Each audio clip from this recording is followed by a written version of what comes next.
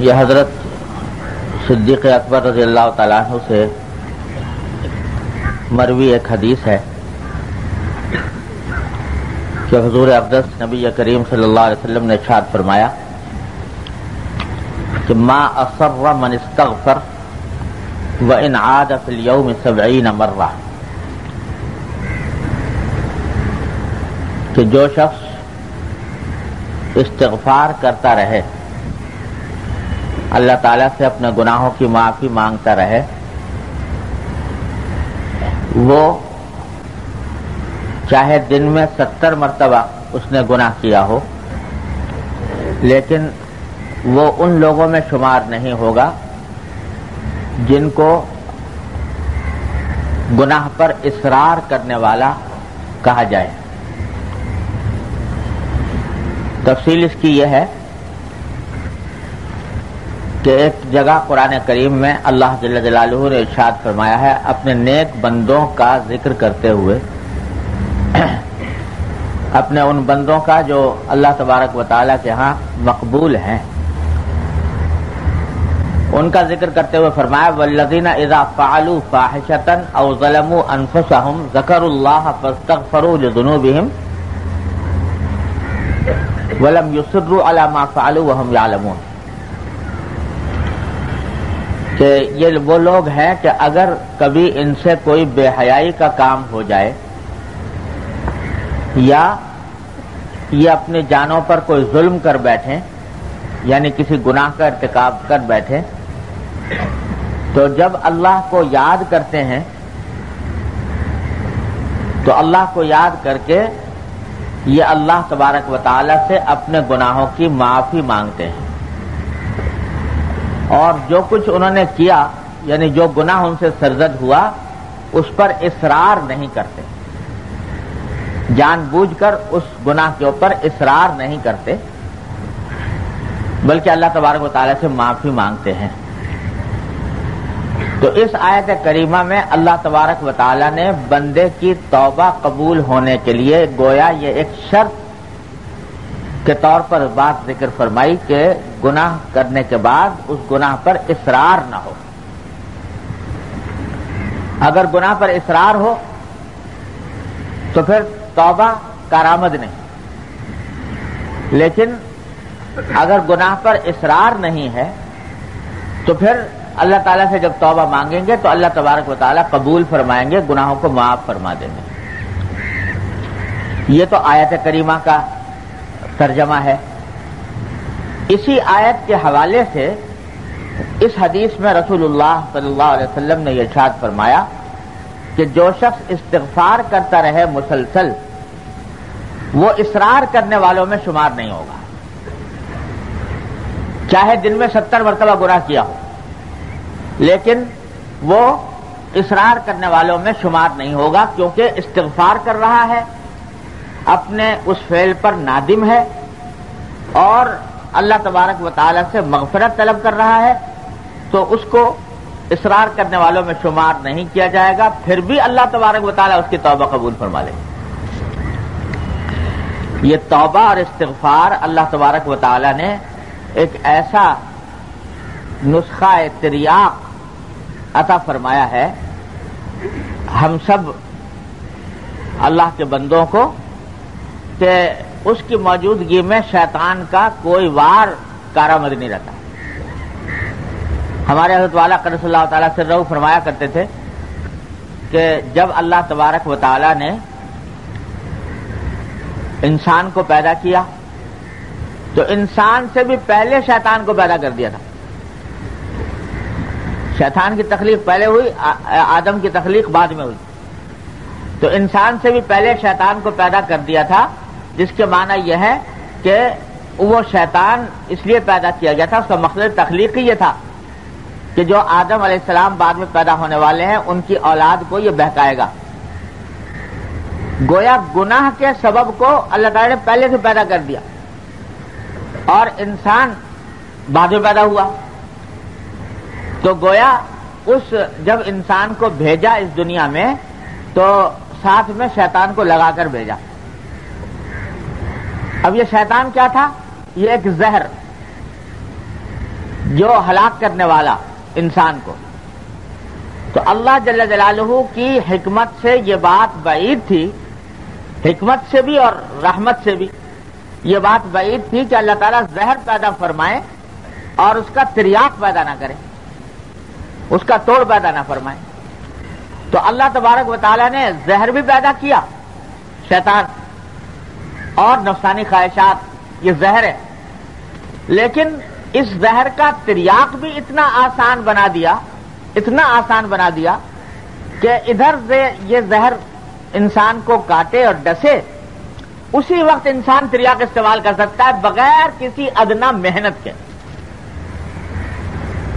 گناہ ہوا اور گناہ کے فوراً بعد طبیعت میں ندامت ہوئی، اور ندامت کے بعد اس نے کہہ دیا استغفر اللہ ربی من کل ذنب واتوب الیہ. بڑے سے بڑے گناہ کا تریاق ہو گیا، زہر کا تریاق ہو گیا. کوئی چیز اللہ تبارک و تعالیٰ نے مضر ایسی پیدا نہیں کی، زہر ایسا پیدا نہیں کیا جس کا تریاق نہ بنایا ہو، اور تریاق بھی آسان. میں ایک مرتبہ ایک سفر میں تھا جنوبی افریقہ کے، تو جنوبی افریقہ کا مشہور شہر ہے کیپ ٹاؤن. تو وہاں سے کیپ ٹاؤن کے شہر سے باہر نکل کر ایک مرتبہ ہم جا رہے تھے ساحل سمندر کی طرف، اور وہاں پہاڑی علاقہ ہے. تو ایک پہاڑ کے اوپر سڑک پر جا رہے تھے، تو جاتے جاتے دیکھا کہ بڑا اچھا منظر ہے، بڑا خوبصورت، اور کچھ شاید نماز بھی پڑھنی تھی. تو ہم نے گاڑی کہا کہ ذرا روکیں اور تھوڑا سا اس منظر سے بھی لطف اندوز ہوں، کچھ نماز بھی پڑھے. گاڑی روکی تو دیکھا تو سڑک کے کنارے ایک انتہائی خوبصورت پودا، انتہائی خوبصورت پودا لگا ہوا ہے، اس کے اوپر بڑی خوبصورت پتیاں آ رہی ہیں. تو اتنا خوبصورت معلوم ہوا کہ حالانکہ مجھے کچھ زیادہ ذوق بھی نہیں ہے پھولواری کا، لیکن اتنا خوبصورت معلوم ہوا کہ بے ساختہ طبیعت چاہی کہ اس پتے کو جا کر توڑ لوں اور اس کو اپنے ساتھ رکھے. جب میں اس کی طرف بڑھا اس پتے کو توڑنے کے لیے، تو ہمارے جو ساتھی تھے وہیں کے رہنے والے، وہ چیخے، کہا کہ حضرت آپ اس کو مت چھوئیے. میں نے کیوں بھائی؟ تو کہنے لگے کہ یہ بڑا خطرناک پودا ہے. کیسے خطرناک ہے؟ کہ اگر آپ اس کو چھوئیں گے تو جو آدمی بھی اس کو چھو لیتا ہے تو اس کا اثر ایسا ہوتا ہے جیسے بچھو کے کاٹنے کا. اس کو چھونے سے ہاتھ کے اندر زہر دوڑ جاتا ہے، اور زہر دوڑنے سے سارے جسم میں یہ کیفیت ہو جائے جیسے کسی بچھو نے کاٹ لیا. تو اس واسطے آپ اس کو قریب میں مت جائیں. میں بڑا حیران پریشان کہ اتنا خوبصورت پودا اور اتنا خطرناک کہ آدمی ہاتھ لگائے اور ہاتھ لگاتے ہی اس کے جسم میں زہر دوڑ جائے. تو میں نے ان سے کہا کہ بھئی یہ تو بڑا خطرناک ہے، مجھے تو آپ نے بتا دیا، کوئی اجنبی آدمی بیچارہ گزر رہا ہو یہاں سے اور وہ ہاتھ لگا دے، چھو لے، تو اس کے اوپر تو زہر کا اثر ہو جائے، وہ تو بیچارہ پریشان ہو جائے. تو اس پر انہوں نے کہا کہ ہاں ہے تو بڑا خطرناک، مگر اللہ تعالیٰ کی قدرت ایسی ہے کہ جہاں یہ پودا ہوتا ہے اسی کی جڑ میں ایک اور پودا بھی ہوتا ہے، اور وہ پودا اس زہر کا تریاق ہے. جہاں یہ پودا پایا جائے گا اس کے ساتھ ہی اللہ میں نے دوسرا پودا پیدا کر دیا ہے. اگر کسی نے اس کو چھوا اور اس کے اوپر زہر کا اثر ہو گیا تو فوراً اس کا علاج یہ ہے کہ نیچے جو پودا اگ رہا ہے اس کو ہاتھ لگا لے تو وہ سارا زہر کا اثر ختم ہو جاتا ہے. میں نے کہا دیکھو اللہ تبارک اللہ احسن الخالقین. لوگ کہتے ہیں کہ صاحب یہ خود بخود پیدا ہو گیا، یہ کائنات، یہ عالم، یہ پھول جو ہے، یہ پھل اور یہ سب خود پیدا ہو گئے. تو میں نے کہا یہ بہترین اللہ تعالیٰ نے مثال دے رکھی ہے گناہوں کی اور توبہ کی، گناہوں کی اور استغفار کی، کہ یہ گناہ جو ہیں دیکھنے میں بڑے خوش منظر، بڑا دلاویز، انسان کا دل ان کی طرف مائل ہوتا ہے، انسان کا دل اس کی طرف لپکتا ہے، لیکن خاصیت ان کی ایسی زہریلی کہ اگر ان کو آدمی کر لے، وہ گناہ کا ارتکاب کر لے، تو اس کے نتیجے میں انسان جو ہے اس کے اوپر زہر چڑھ جاتا ہے، اور ایسا زہر چڑھتا ہے کہ اللہ تعالیٰ سے محفوظ رکھے. لیکن ساتھ ہی اللہ تبارک و تعالیٰ نے تریاق بھی پیدا فرما رکھا ہے، اور تریاق بھی اتنا آسان، جیسے وہاں کہ تریاق کے لیے کہیں دور جانے کی ضرورت نہیں، وہیں جڑ میں نکلا ہوا ہے۔ اسی طریقے سے ہر گناہ کا تریاق اللہ تبارک و تعالیٰ نے اتنا آسان بنا رکھا ہے کہ جب چاہو، جہاں چاہو، جس طرح چاہو اس تریاق کو استعمال کر لو۔ استغفر اللہ ربی من کل ذنب واتوب الیہ، اے اللہ دل سے کہہ دو، ندامت کے ساتھ، پشیمانی کے ساتھ کہ یا اللہ یہ غلطی ہو گئی، یہ مجھ سے گناہ سرزد ہو گیا، اور آئندہ کے لیے اپنی طرف سے عزم کرتا ہوں، ارادہ کرتا ہوں جب آئندہ یہ گناہ نہیں کروں گا۔ جب ایک مرتبہ یہ دل سے کہہ دیا، اللہ تعالیٰ کی طرف رجوع ہو گئے، کتنا ہی بڑے سے بڑا پہاڑ گناہ ہو اللہ تعالیٰ نے ڈھیر کر دیا۔ اور یہ دروازہ کھلا رکھا ہے، التائب من الذنب کمن لا ذنب لہ، کہ جو ایک مرتبہ توبہ کر لے تو وہ ایسا ہو گیا جیسے کہ گناہ کبھی کیا ہی نہیں۔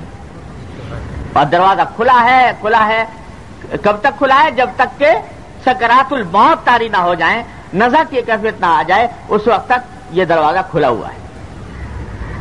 تو بھائی یہ اللہ تبارک و تعالیٰ نے استغفار اور توبہ ایسی چیز بنائی ہے کہ اس سے بڑے گناہوں کے پہاڑ جو ہے وہ منہدم ہو جاتے ہیں آن واحد۔ تو ہمارے حضرت فرماتے تھے، اللہ تعالیٰ ان کے درجات بلند فرمایا کرتے تھے کہ بھائی یہ جتنے گناہ ہیں نا، یہ بھی آخر کس نے پیدا کیے؟ پیدا کرنے والے تو اس کے اللہ جل جلالہ ہی ہے، خالق خیر بھی وہ ہیں، خالق شر بھی وہ ہیں۔ تو ثواب کے پیدا کرنے والے بھی وہی، عذاب کے پیدا کرنے والے بھی وہی، نیکی کے پیدا کرنے والے بھی وہی، گناہ کے پیدا کرنے والے بھی وہی۔ پیدا تو انہوں نے کیے ہیں، یہ پیدا جو کیے گئے ہیں یہ کوئی بغیر مصلحت اور حکمت کے نہیں کیے گئے۔ انسان کو بھیجا ہی دنیا میں اس وقت جب یہ بات طے ہو گئی کہ اس میں غلطی کرنے کی صلاحیت ہے۔ اگر غلطی کرنے کی صلاحیت نہ ہوتی تو اس کو انسان کے تخلیق کا مقصد ہی فوت تھا۔ حضرت آدم علیہ السلام کو پیدا کیا، فرشتے کہہ رہے ہیں کہ یا اللہ کس کو آپ پیدا کر رہے ہیں؟ ایک ہم ہیں کہ صبح سے لے کے شام تک تسبیح میں، تقدیس میں، آپ کی حمد و ثنا میں لگے رہتے ہیں، اور ہم کبھی گناہ کر ہی نہیں سکتے، معصیت کر ہی نہیں سکتے، نافرمانی کا تصور ہی نہیں، اور ایک ایسی مخلوق کو آپ پیدا کر رہے ہیں کہ جس کے اندر گناہ کی صلاحیت ہے، جس کے اندر فساد کی صلاحیت ہے، دنیا میں فساد پھیلانے کی صلاحیت ہے۔ یہ مخلوق کیوں پیدا کی جا رہی ہے؟ اللہ تبارک و تعالیٰ نے جواب میں فرمایا کہ انی اعلم ما لا تعلمون، تم نہیں جانتے، میں جانتا ہوں۔ اس مخلوق کو جو میں پیدا کر رہا ہوں تو میں ہی جانتا ہوں کہ یہ مخلوق کیوں پیدا کی جا رہی ہے۔ یہ اس لیے پیدا کی جا رہی ہے کہ تمہارے اندر گناہ کی صلاحیت نہیں، تم گناہ سے بچو گے تو تمہارا کوئی کمال نہیں۔ اور یہ مخلوق جو ہم پیدا کر رہے ہیں اس کے اندر ہم نے گناہ کے سارے تقاضے ودیت کیے ہیں۔ اس میں غصہ بھی ہے، اس میں شہوت بھی ہے، اس میں خواہشات نفس بھی ہیں، اس کو بھوک بھی لگتی ہے، اس کو پیاس بھی لگتی ہے، اس کے ساتھ سارے بشری تقاضے پیدا ہوتے ہیں۔ اور جس وقت یہ مخلوق ان سارے گناہ کے تقاضوں کو پامال کر کے ہماری عظمت کو مد نظر رکھتے ہوئے، ہمارے خوف کو مد نظر رکھتے ہوئے ان گناہوں کو چھوڑے گی تو اس وقت یہ تم سے بھی آگے نکل جائے گی، اس لیے پیدا کر رہے ہیں۔ تو آدم علیہ السلام کو پیدا کرنے کے بعد ہمارے حضرت فرماتے تھے کہ اللہ میں نے فوراً دنیا میں نہیں بھیج دیا، بلکہ پہلے جنت میں رکھا اور صرف ایک حکم کا پابند کیا، اور کوئی حکم نہیں، نہ نماز کا، نہ روزے کا، نہ زکوٰۃ کا، نہ حج کا، نہ تسبیح کا، نہ تقدیس کا، نہ کچھ۔ ایک حکم کیا کہ اس درخت کے پاس مت جانا، لا تقربوا هذه الشجرة، بس ایک حکم دیا۔ تو کیا ہوا؟ آزمانا یہ تھا کہ آیا یہ ہو گئی اس میں صلاحیت پیدا دنیا میں جانے کی کہ نہیں۔ جب وہ درخت کھا لیا اور درخت کھا کے غلطی ہو گئی، اور غلطی ہونے کے بعد پشیمانی ہوئی کہ اللہ یہ کیا ہو گیا، اور یہ بھی پتہ نہیں کہ اس پشیمانی کی حالت میں اس غلطی کا مداوع کیسے ہو، کیسے علاج کروں، کیا اس کا تدارک کیسے ہو۔ اس بے بسی کے عالم میں کہ یا اللہ یہ ہو گیا، اب ندامت ہے، شرم ہے، افسوس ہے، صدمہ ہے، یہ سب کچھ ہے، پتہ نہیں چل رہا کہ اب کیا کریں. تو اللہ تعالیٰ فرماتے ہیں چلو ہم تمہیں بتاتے ہیں کیا کرو. فتلقى آدم من ربه کلمات، اللہ تعالیٰ نے آدم علیہ السلام کو کچھ کلمات سکھائے اس وقت. وہ کلمات کیا تھے؟ ربنا ظلمنا انفسنا وان لم تغفر لنا وترحمنا لنكونن من الخاسرین. اے اللہ ہم نے اپنی جان پر ظلم کر لیا، اور اگر آپ معاف نہیں کریں گے، آپ رحم نہیں کریں گے تو ہم تو بڑا خسارے میں ہو جائیں گے. یہ استغفار کے یہ کلمات اللہ تبارک و تعالیٰ نے سکھائے آدم علیہ السلام. وہ کلمات جب کہے، استغفار کے کلمات، توبہ کے کلمات، اب ہمارے حضرت فرماتے ہیں، اللہ تعالیٰ فرماتے ہیں اب تم ہو گئے ہو اس قابل کہ تمہیں دنیا میں بھیجا جائے. تو اب دنیا میں بھیجا گیا کہ تمہارے ساتھ شیطان بھی لگا دیا، تمہارے ساتھ نفسانی تقاضے بھی لگا دیے، گناہ کے دائی بھی لگا دیے، اور ساتھ میں تریاق بھی بتا دیا ربنا ظلمنا انفسنا وان لم تغفر لنا وترحمنا لنكونن من الخاسرین. اب کہتے ہیں مسلح ہو کے جاؤ، اب تمہیں پوری طرح مسلح کر دیا گیا ہے دنیا کے اندر پیش آنے والے حالات کا مقابلہ کرنے کے لیے، اور علاج تمہیں بتا دیا، زہر بھی بتا دیا اور زہر کا تریاق بھی بتا دیا. اب جاؤ اور جا کر اپنے آپ کو اس شیطان کے اس بہکاوے سے بچانے کی کوشش کرو، کرتے رہو کرتے رہو کرتے رہو، لیکن جہاں کہیں یہ ڈس جائے تمہیں تو بس اس کا تریاق یہ ہے کہ ربنا ظلمنا انفسنا وان لم تغفر لنا وترحمنا لنكونن من الخاسرین. اور جوں ندامت بڑھتی جائے گی اور آدمی اللہ تعالیٰ کی طرف رجوع کرتا جائے گا، استغفار کرتا جائے گا، اتنا ہی اللہ تبارک و تعالیٰ کا انشاءاللہ قرب بڑھے، اتنا ہی اللہ تبارک و تعالیٰ کے قرب میں اضافہ ہوگا.